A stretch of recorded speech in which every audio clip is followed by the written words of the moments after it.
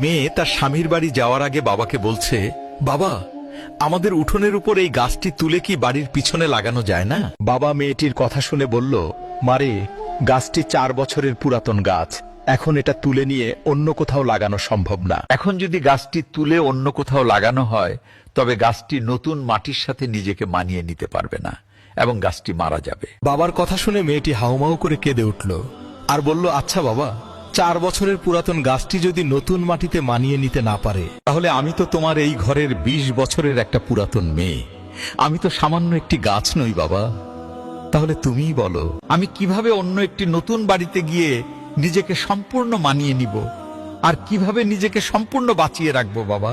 মেয়েটির মুখে এমন একটি কথা শোনার পরে তার পরিবারের সবাই অবাক হয়ে গেল আর বাবা আওয়াজ করে হাউ মাউ করে কাঁদতে লাগলো। আসলে আমরা ছেলেরা মেয়েদের জীবনটাকে যত বেশি সহজ মনে করি, তাদের জীবনটা কিন্তু ততটা বেশি সহজ নয়, অনেক কঠিন।